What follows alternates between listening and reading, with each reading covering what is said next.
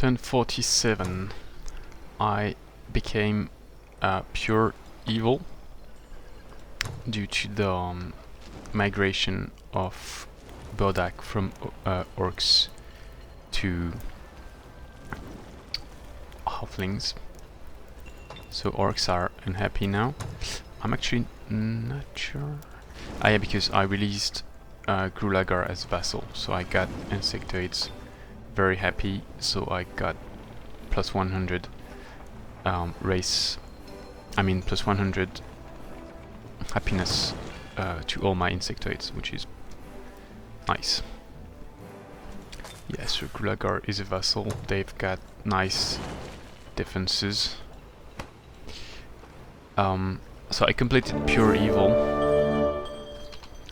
and I got 2 nightmares and 1 obsidian wyvern. That would have been better, of course, to have 3 obsidian wyverns, but 1 is already good because now I've got the scouting units I liked, because it's a flying unit, so 5x vision range. Cave concealment useless on that map. Blight concealment might be useful. Wetland concealment might be useful. Yeah, she lacks true sight, unfortunately, but that's how it is. So I moved the obsidian wyvern there, the nightmares to defend Dwarf Bird, where I'm launching a builder's hole. Yeah, because so I'm trying to defend this one and then rebuild, and I don't try to do it at Vostik anymore, at least for now, because Vostik doesn't have the nightmares and is a bit more north, so it's more likely to get attacked just like it was. So I'm going to try to do the Wizard Runes next turn and try to get the Mature Shock Serpent befriended. Should be doable with my two tier 4 kind of regrowth from the priestess. And yeah.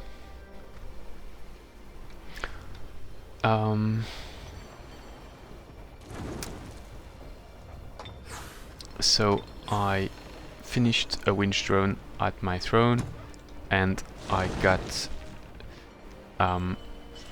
domain invasion at my throne, which meant very likely that the Zephyr Birds entered my domain and then concealed on one of the wetlands or mountains through partisan army or whatever the name. So I looked for it with the winch drone that I just built, found it here, sent the 2 cuckoos to kill it, killed it, sent 1 cuckoo back to try to take the fortress, concealing on this, and this one is going to defend the winch drone. That was the first nasty surprise. Second nasty surprise is that Alex has a sorcerer. Fortunately for me it's only level 11, so he doesn't have Master Illusionist yet, but he has a nice stack. Stunning Touch, 40 CP, oh, some nice items it seems. Yeah, so he has an item which gives +5 first damage. On his leader he has +5 fire damage, so that's pretty overpowered items from one of the modes we are using. Grand Frozen Flame, Shock Bolt, Spirit Ray, Frost Bolts, Crossbow, Fireworks. Very lucky because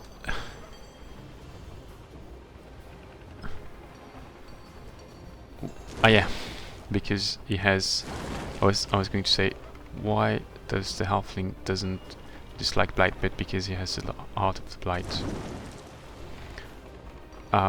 Magic Affinity, Strong Will, Floating, Charged Army, Spirit Shield, Inflict Stun, obviously, Arctic Concealment from the Warg, Overwhelm from the Warg, Frost Strike, so yeah.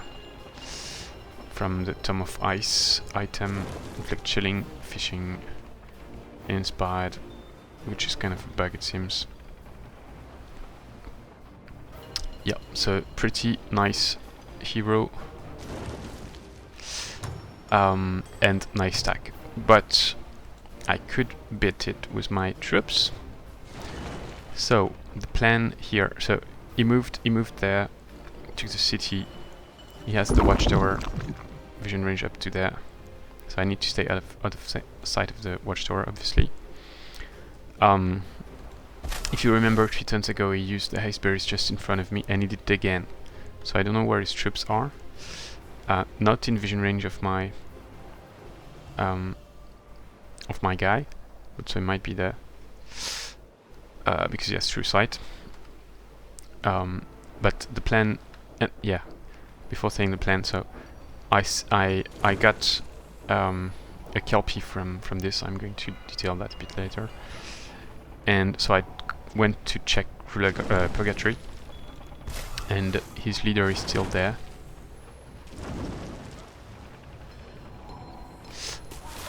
With those guys. So I might have time to fight back, but it's actually quite dangerous because he moves very fast. Yeah, in 1 turn he could be there. If he drops those 2 guys, he can actually. Oh yeah, actually no, he cannot move much faster. And so I will need all my troops to beat those guys, but I have those guys are dragons, and I've got Dragon Slayer, so but yeah, he might stay there to try to absorb before moving to the throne. So depending on what he does, I might be able to beat him. So yeah, so the plan is to move back, and yeah, so I'm going to move back there to keep my troops together. This larvae, so I guess I should move, because next turn I'll be able only to move up to here. 12, 16, 20, 24, yeah, okay.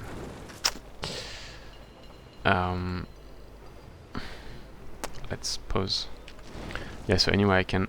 Next turn I'm at 27 movement points, so 15 left, and I use 12. So except if I build a road here, I can move. And anyway, that would not be a very good idea. So what I'm going to do is move there, and I'll try to use the time to build a road to speed things up if I can.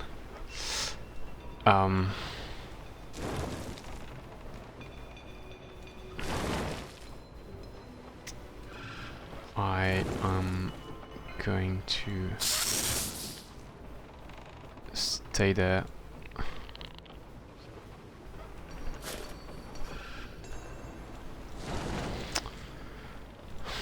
I need to think a bit more. This guy is going to move away.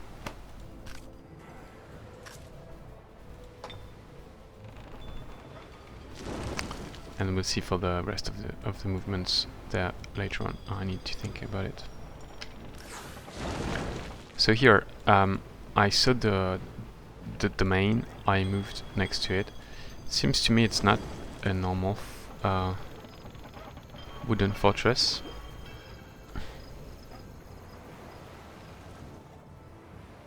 Or actually, it might be just that I didn't play with nice visuals before, so I just didn't realize fortresses looked like this. It does have a roof, which is a bit different. I know, actually no. It's just my color, I guess. Okay, anyway, so raising it because I cannot keep it. Oh, I'm stupid. I should have cast the penguin there. Should have cast the penguin there. Anyway, so those are still burning. I've got this penguin here staying out of range, So I'm not sure actually where to move next. There is this, I don't know, I'm not sure what it is. I think moving north is not a good idea, so I'm going to move there and try to reach the forests, the dense vegetation. Oh, nice. Nice.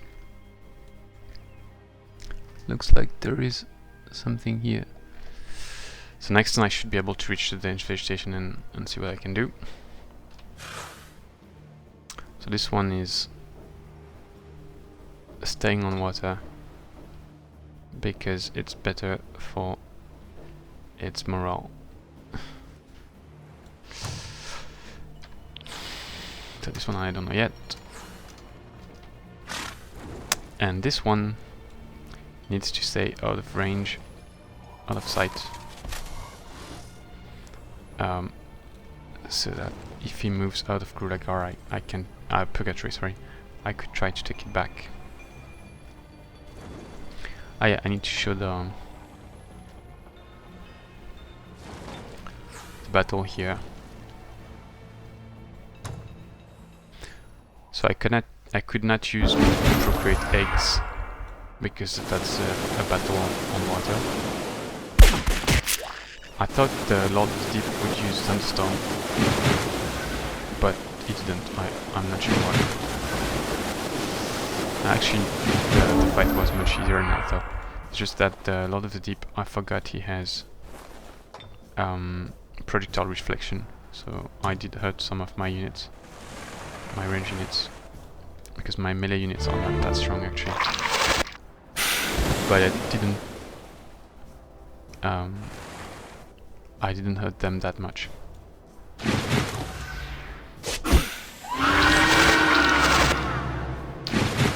Yeah, so I'm using the item for the Veil of the Banshee to try to stun both units, and it worked a bit.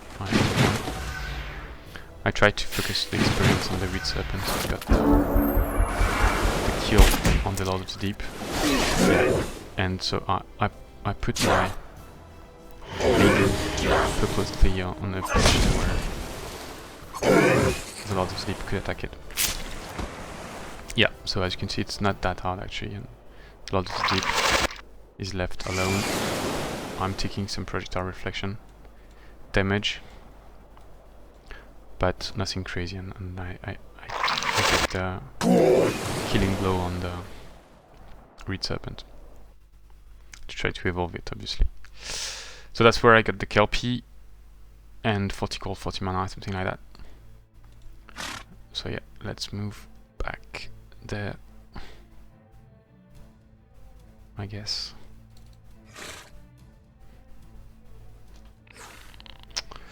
Yeah, so now I need to think about those guys. Ah yeah, and here, so I checked the area. I'm trying to find the guy who destroyed the watchtower, but can't really find it. I've got those guys here, and so I'm bringing back the Wind Throne to help with the scouting, and I plan to go through that route, take the shrine, which I didn't realize, but is going to give me +2 vision range, and then move that way. So hopefully I will stay out of sight of the roaming independents.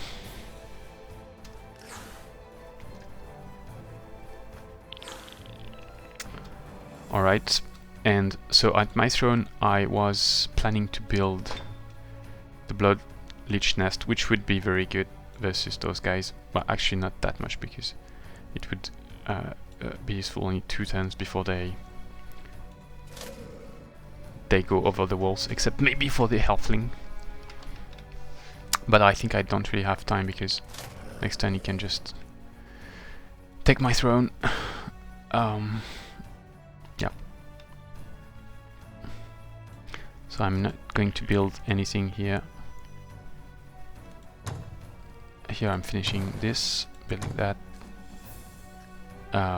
Yeah, here I don't know really what to build. I guess I could go for a shrine, but yeah, it's not yet protected, so I'm sending a penguin. So I'm not building anything. Okay, so... Oh, sorry. Let me think about the moves here and post the video.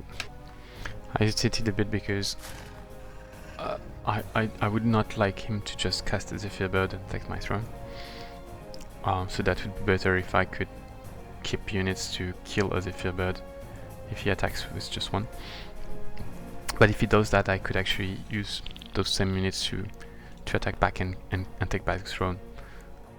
So I guess it doesn't make a big difference, and I should not leave my units there, because if he attacks with all 6, then they die. So if he attacks with all 6, they die. If I move away, they don't. Whereas if he sends a Zephyr Bird, I could take back the throne. The difference is I would keep the throne one more turn, but then I think he would attack with all 6. So let's go there, and he cannot reach. And this guy is going to try to defend the watchtower for what it was. But the larvae, I think, is not going to do much. And I'm going to, I think, keep the penguin, because I'm not that high on mana. And yeah, so it will be fully cast because I just spent 20 casting points last turn on it. Thanks for watching, see you next turn, and please do post comments with advice if you have any.